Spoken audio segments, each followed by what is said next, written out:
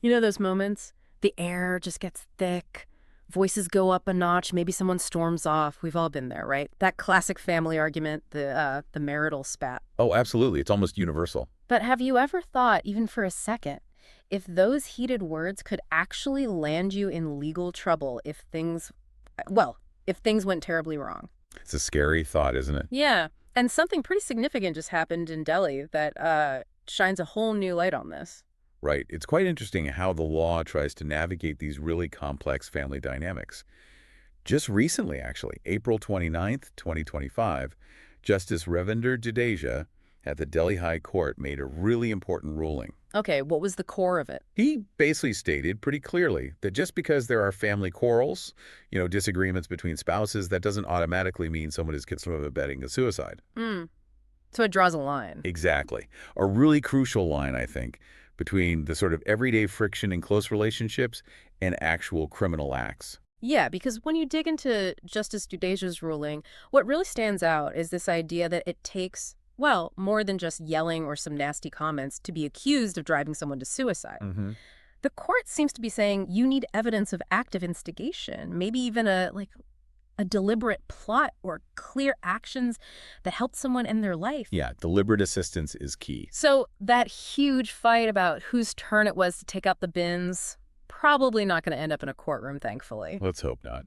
And this ruling, you could argue, is also about stopping the legal system from, getting too tangled up in the messy reality of personal lives. Right. Because abetment of suicide, under Section 306 of the Indian Penal Code, that's serious stuff. Hmm. It means intentionally pushing, provoking, or directly aiding someone to die. Not just being unpleasant. Precisely. Mm-hmm. This decision reinforces that. Not every negative interaction, no matter how upsetting it feels at the time, reaches that criminal threshold. It's about keeping things in perspective. Okay, so this is more than just one legal decision then. It really gets you thinking about, well, family dynamics, mental health's role, and where the law should even step in. Definitely.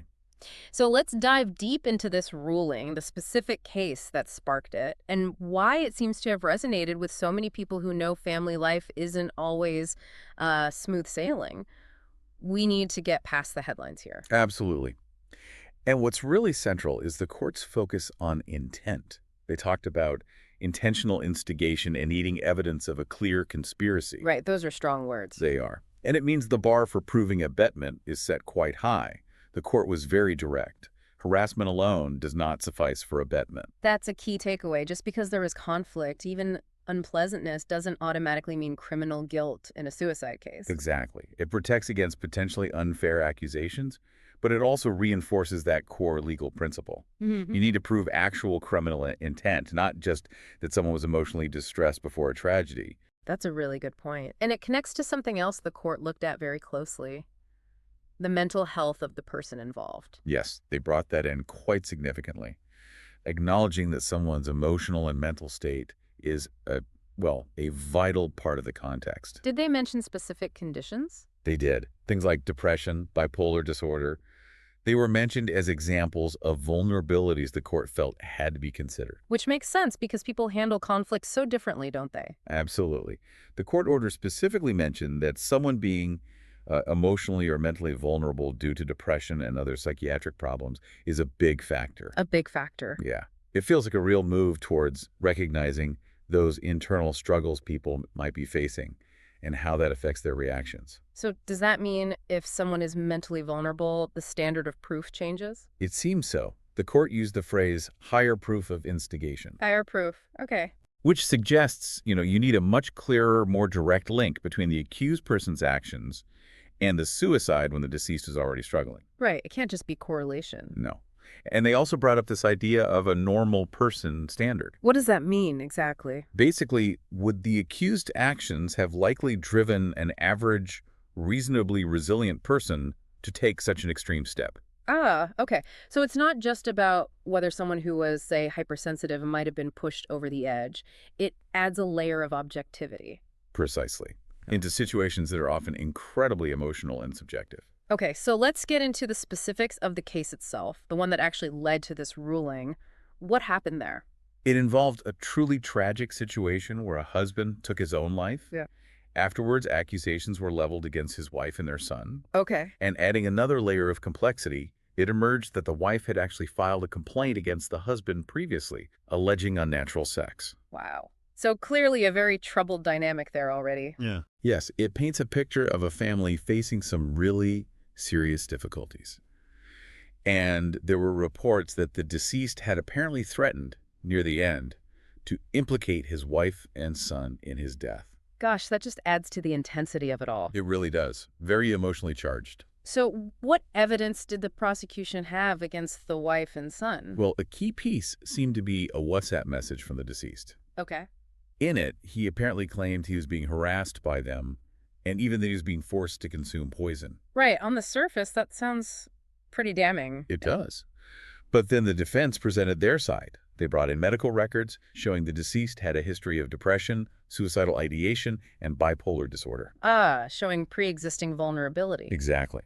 And crucially, they also apparently had recordings of conversations where the deceased himself used abusive language towards his wife and son. So it wasn't a one-sided picture of harassment? It suggests a much more complex, volatile relationship. And the court seemed to take that broader context seriously.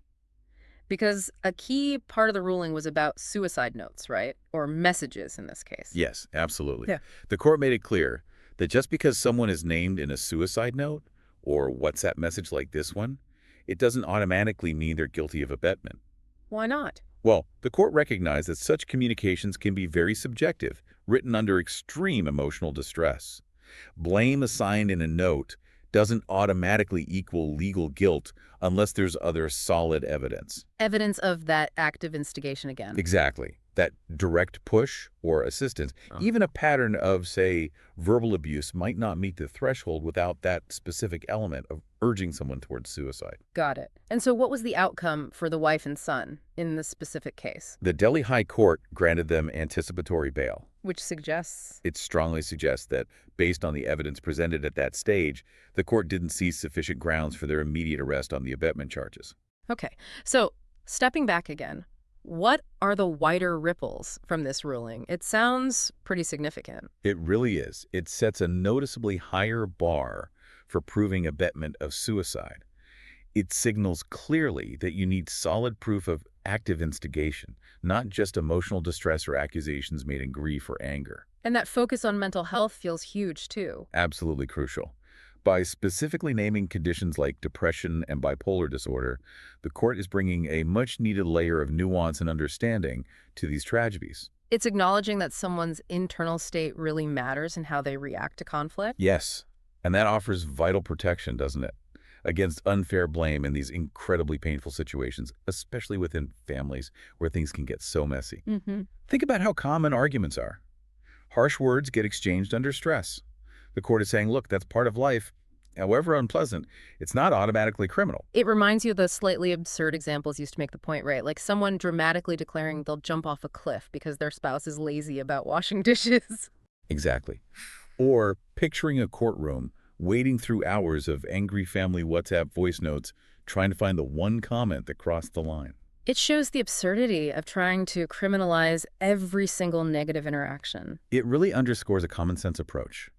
Family fights can be awful, but they're generally a world away from actively pushing someone to end their life.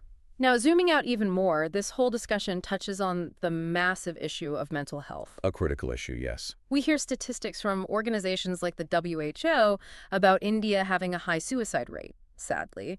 It's easy to forget the human stories behind those numbers. It is. And in that light, the Delhi High Court really focusing on mental health feels like a positive step. How so? By acknowledging these vulnerabilities, the court is implicitly pushing for more societal awareness, more support for people who are struggling. It's maybe a subtle nudge against the stigma that still surrounds mental health. That's a hopeful way to look at it. It's like the court is gently suggesting that instead of jumping to blame after a suicide, Right. maybe we should focus more on creating environments where people feel they can get help. It might even encourage more open talk about these struggles. It could certainly help shift the conversation in that direction. So looking ahead, what's the likely impact of this ruling? Will other courts follow suit? It's very likely, yes. Yeah. This sets a precedent. Other courts across India dealing with similar cases, especially where mental health is a factor, will almost certainly consider this Delhi High Court judgment. And it must change things for prosecutors, too. Definitely. They'll need to be even more rigorous, I think. Really focus on proving that specific intent to instigate, not just relying on evidence of conflict or distress. It won't be easy. No.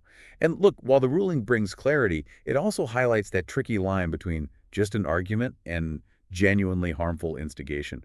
That's probably going to be explored in future cases. Yeah, that line can be blurry. It can. Yeah. But the core message from the court seems pretty clear now. That abetment of suicide legally requires something much more substantial than just nasty words or the emotional fallout from family fights. Right. So, wrapping up, this ruling provides really important clarification. It stresses that need for intentional instigation, and it brings mental health seriously into the picture. Precisely. It acknowledges that family conflicts happen, they're common, but they don't automatically make someone a criminal in these tragic circumstances. The focus is on intent and context. It really makes you pause and consider the sheer complexity of human emotions, doesn't it? And how vital it is to understand individual vulnerabilities, especially around mental health. Absolutely. And it leaves us with a kind of provocative thought, perhaps. Go on. How might this ruling influence things beyond the courtroom? Could it subtly change how we communicate, how we support each other in our own families and close relationships? You mean like encouraging more empathy? Maybe. Maybe a bit more understanding of the weight our words carry, and moving away from quick blame towards trying to grasp the struggle someone else might be facing, often invisibly.